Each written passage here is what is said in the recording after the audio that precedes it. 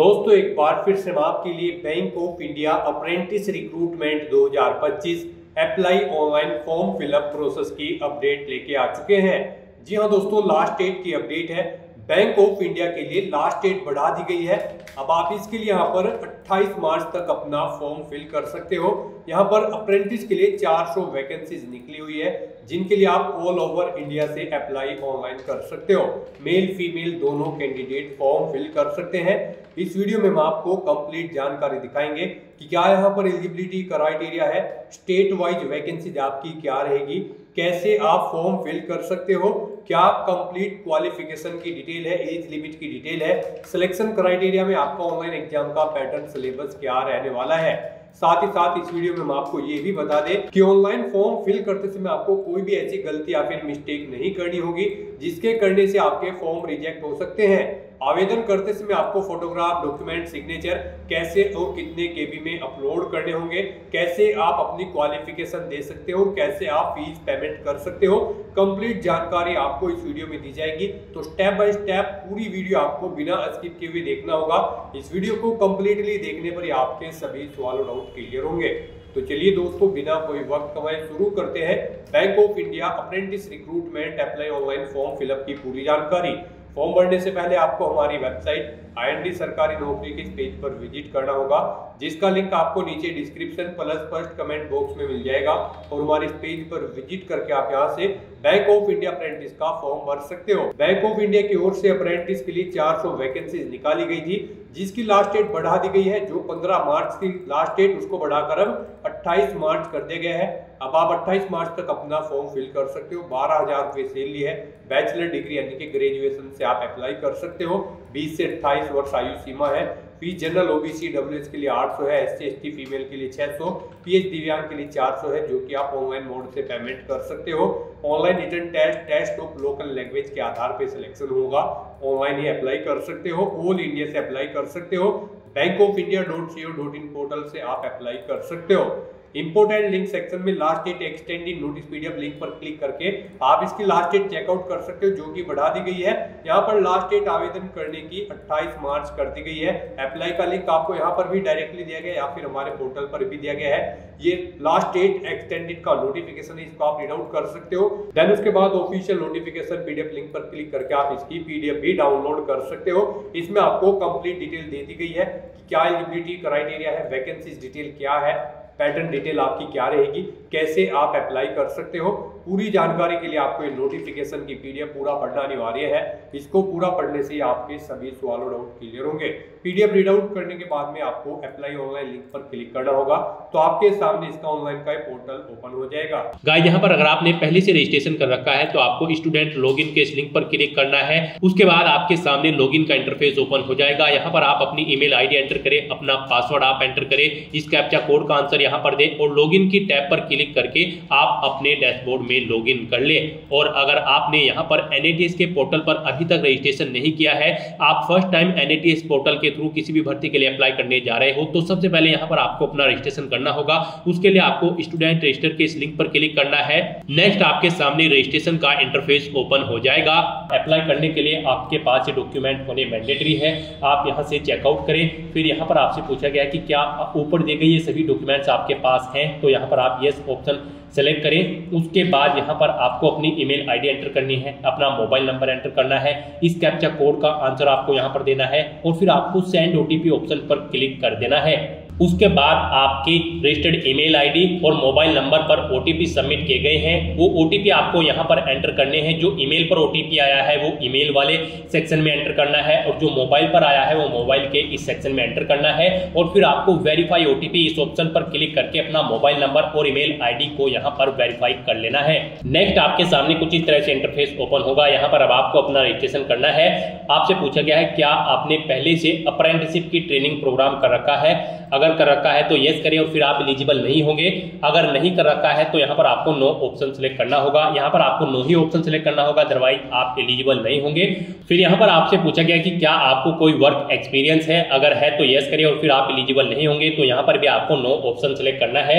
Next यहाँ पर आपसे पूछा गया है आपने अपनी ग्रेजुएशन यहाँ पर रेगुलर, डिस्टेंस या फिर पार्ट टाइम कैसे पास आउट की है, आप अपने अकॉर्डिंग ऑप्शन सेलेक्ट करें। उसके बाद यहाँ पर आपको अपना नाम एंटर करना है, फिर यहाँ पर आपको अपनी डेट ऑफ बर्थ सेलेक्ट करनी है, अपना जेंडर आप सेलेक्ट करें, अपनी कैटेगरी सेलेक्ट कर लें। उसके बाद यहाँ पर आपको अपना आधार नंबर एंटर करना है, फिर यहाँ पर आपको अपना आधार कार्ड अपलोड कर देना है। पीडीएफ फॉर्मेट में अपलोड करना होगा और उसका साइज 1 MB से कम होना चाहिए। आपको चूज फाइल बटन पर क्लिक करना है, फाइल को सिलेक्ट करना है और अपना आधार कार्ड यहाँ पर अपलोड कर देना है। उसके बाद यहाँ पर आपको अपना स्टेट सेलेक्ट करना है, किस स्टेट से आप बिलोंग करते हैं। फिर यहाँ पर आपको अपना डिस्ट्रिक्ट सेलेक्ट कर लेना है, फिर यहाँ पर आपको अपने इंस्टीट्यूट का नाम सेलेक्ट करना है जिससे आपने अपनी ग्रेजुएशन पास आउट की है। आप अपने अकॉर्डिंग यहाँ पर ऑप्शन सेलेक्ट करें। उसके बाद यहाँ पर आपको इस पेज को नीचे स्क्रॉल करना है। यहाँ पर अब आपको अपना एजुकेशन का टाइप सेलेक्ट कर लेना है। यहाँ पर आपने डिप्लोमा किया है इंजीनियरिंग में या फिर टेक्नोलॉजी में, या फिर डिप्लोमा है आपके पास जनरल स्ट्रीम में, या फिर आपके पास ग्रेजुएट इंजीनियरिंग या टेक्नोलॉजी में डिग्री है, या फिर ग्रेजुएट आपने यहाँ पर जनरल स्ट्रीम में किया है। आप अपने अकॉर्डिंग यहाँ पर ऑप्शन सेलेक्ट करें। फिर यहाँ पर आप यस ऑप्शन सेलेक्ट करें, कोर्स सेलेक्ट करें, आपने कौन सा कोर्स किया है।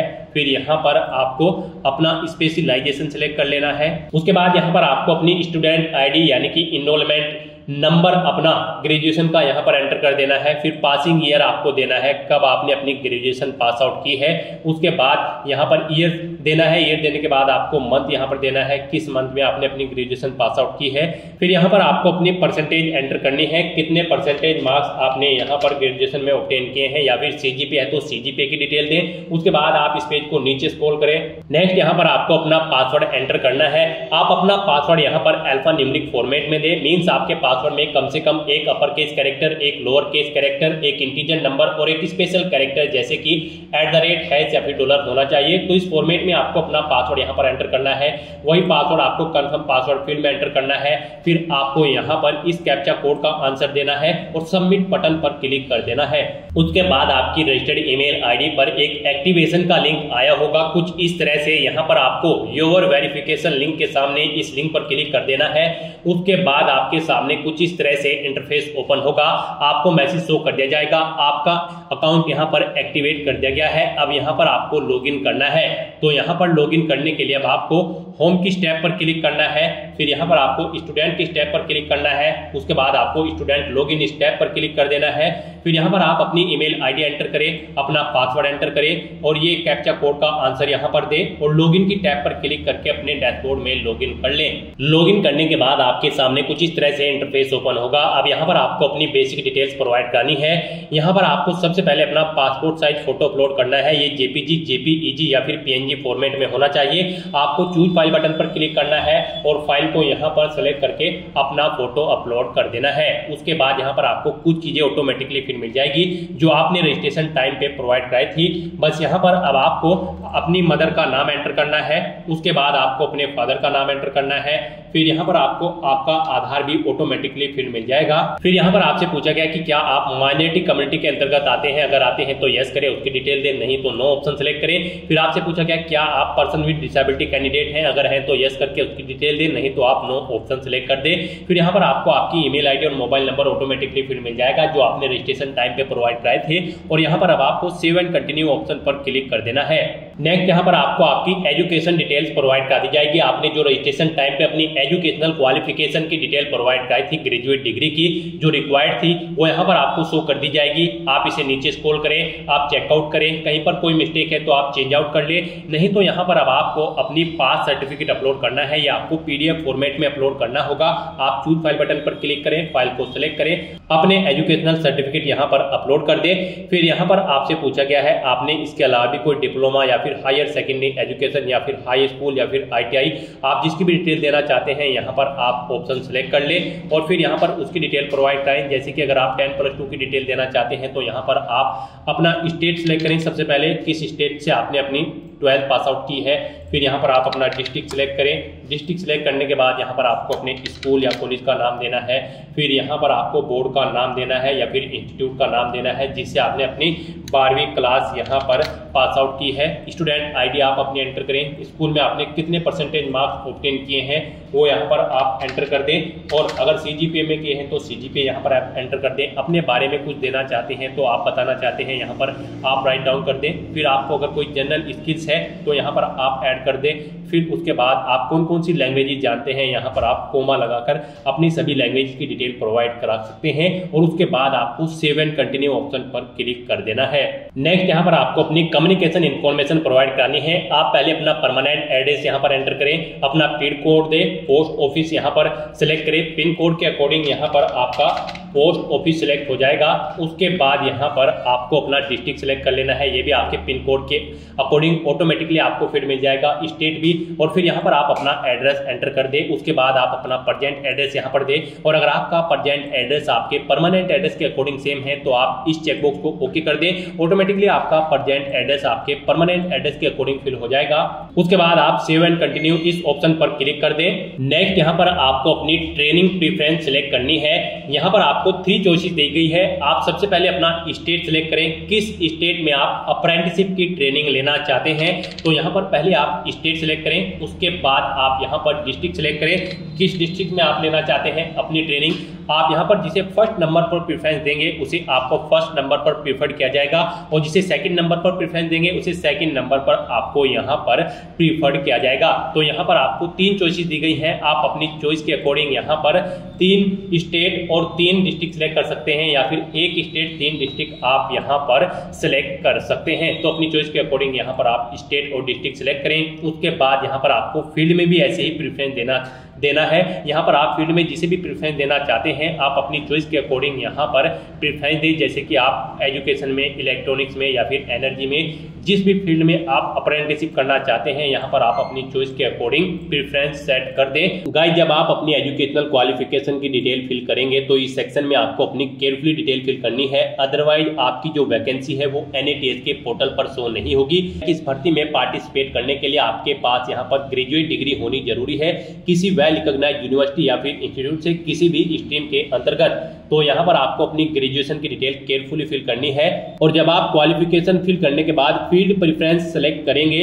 तो इसमें आपको बैंकिंग से रिलेटेड फील्ड आपके पास होनी चाहिए, जैसे कि बैंकिंग एंड फाइनेंस या फिर कैपिटल गुड्स या फिर ई-कॉमर्स एंड सो ऑन। जो भी आपकी बैंकिंग के अंतर्गत प्रेफरेंस है वो यहाँ पर आपको सिलेक्ट करनी होगी, अदरवाइज आपको NATS के पोर्टल पर वैकेंसी शो नहीं होगी। उसके बाद आपको सेव एंड कंटिन्यू ऑप्शन पर क्लिक कर देना है। नेक्स्ट यहाँ पर आपको अपनी बैंकिंग डिटेल देनी है। यहाँ पर आप सबसे पहले अपने बैंक का IFSC कोड एंटर करें, उसके अकॉर्डिंग यहाँ पर आपकी बैंक की ब्रांच का नाम आ जाएगा और बैंक नेम यहाँ पर आपको शो कर दिया जाएगा। फिर यहाँ पर आप अकाउंट होल्डर का नाम दें, यानी कि जिस नाम से आपका अकाउंट है वो नाम यहाँ पर एंटर करें, बैंक अकाउंट नंबर यहाँ पर एंटर करें, और फिर आप अपनी पासबुक की PDF यहाँ पर अपलोड कर दें। आपको चूज फाइल बटन पर क्लिक करना है, फाइल को सिलेक्ट करना है और अपनी PDF यहाँ पर बैंक की पासबुक की आपको अपलोड कर देनी है, और उसके बाद आपको सेव एंड प्रीव्यू ऑप्शन पर क्लिक कर देना है। नेक्स्ट आपके सामने कुछ इस तरह से इंटरफेस ओपन होगा। पीछे जो आपने डिटेल्स प्रोवाइड की है उसका पूरा प्रीव्यू यहाँ पर आपको शो कर दिया गया है। आप इस पेज को नीचे स्क्रॉल डाउन करें, प्रिंट बटन पर क्लिक करके अपनी डिटेल का एक हार्ड कॉपी प्रिंट आउट आप ले सकते हो, और अगर कहीं पर कोई मिस्टेक है तो आप एडिट बटन पर क्लिक करके एडिट कर सकते हो। अगर सभी चीजें ओके हैं तो आपको इस चेकबॉक्स को ओके करना है और फाइनल सबमिट बटन पर क्लिक कर देना है। नेक्स्ट आपके सामने आपका डैशबोर्ड कुछ इस तरह से यहाँ पर शो होगा। इसमें आपको मल्टीपल वैकेंसी शो हो रही होंगी, यहाँ से आप वैकेंसी चेकआउट कर सकते हो। आपको यहाँ पर बैंक ऑफ इंडिया में अप्रेंटिस की पोस्ट के लिए अप्लाई करना है, तो यहाँ पर आपको सर्च बॉक्स में आना है, बैंक ऑफ इंडिया टाइप करना है। उसके बाद आपके सामने यहाँ पर बैंक ऑफ इंडिया की वैकेंसी शो होगी। यहाँ पर इन वैकेंसी के सामने आपको व्यू और अप्लाई के लिंक दे गए हैं। व्यू के लिंक पर क्लिक करके आप वैकेंसीज की डिटेल चेकआउट कर सकते हो, और अप्लाई बटन पर क्लिक करके आप अप्लाई कर सकते हो। आपको यहाँ पर सिंपली अप्लाई के इस बटन पर क्लिक करना है और आप अप्लाई कर लोगे। आपके सामने यहाँ पर स्टेटस में अप्लाइड शो हो जाएगा। यहाँ पर आपको बैंक ऑफ इंडिया की जो वैकेंसी है वो यहाँ पर 100 वैकेंसीज में अलग अलग प्रोवाइड कराई गई है। आप यहाँ से अप्लाई बटन पर क्लिक करके अप्लाई कर सकते हो। उसके बाद आप अपने डैशबोर्ड में एप्लीकेशन मैनेजमेंट की टैब पर क्लिक करके चेकआउट कर सकते हो। यहाँ पर आप बैंक ऑफ इंडिया की अप्रेंटिस की पोस्ट के लिए अप्लाई कर चुके हो। गाइस, यहाँ पर अप्लाई करने के बाद आपको फीस पेमेंट भी करनी होगी। फीस पेमेंट यहाँ पर हम आपको बता दें, जनरल ओबीसी ईडब्ल्यूएस कैंडिडेट को 800 रुपए जमा करानी है, SC ST वुमेन कैंडिडेट को 600 रुपए, PH दिव्यांग कैंडिडेट को 400 रुपए फीस के रूप में जमा कराने होंगे। ये फीस का अमाउंट आप debit card, credit card, net banking या फिर UPI के माध्यम से जमा करा सकते हो। फीस के लिए आपकी ईमेल आईडी पर एक लिंक सबमिट किया जाएगा। जी हाँ दोस्तों, अप्लाई करने के 48 आवर्स के बाद आपकी ईमेल आईडी पर एक लिंक सबमिट किया जाएगा फीस पेमेंट के लिए। उस लिंक पर क्लिक करके आपको अपना फीस पेमेंट कर देना है ऑनलाइन मोड में, debit card, credit card, net banking या फिर UPI के माध्यम से। और फीस पेमेंट होने के बाद ही यहाँ पर आपका एप्लीकेशन फॉर्म कंसीडर होगा। फीस का लिंक आपको आपका फॉर्म चेकआउट करने के बाद भेजा जाएगा। अगर आपकी सभी एलिजिबिलिटी क्राइटेरिया ओके है तो ही आपको एप्लीकेशन फीस का लिंक भेजा जाएगा, अदरवाइज आपके पास एप्लीकेशन फीस पेमेंट करने के लिए भी लिंक नहीं आएगा। तो आपको अपनी एलिजिबिलिटी क्राइटेरिया और अपनी डिटेल्स आपको फॉर्म भरते समय केयरफुली देनी है और अपना फॉर्म भर लेना है। सक्सेसफुली फीस पेमेंट करने के बाद आपको अपने एप्लीकेशन फॉर्म का एक हार्ड कॉपी प्रिंट आउट ले लेना होगा फ्यूचर यूज के लिए, फ्यूचर रेफरेंस के लिए। तो दोस्तों, ऐसे आप बैंक ऑफ इंडिया अप्रेंटिस के इन 400 खाली पदों को भरने के लिए अपने फॉर्म अप्लाई कर सकते हो बिना कोई मिस्टेक किए हुए। आज की इस वीडियो में बस इतना ही। आई होप ये वीडियो आपको पसंद आई होगी। अगर पसंद आई हो तो इसे लाइक और शेयर करें। चैनल पर नए हो तो इसे सब्सक्राइब कर लें। Thanks for watching.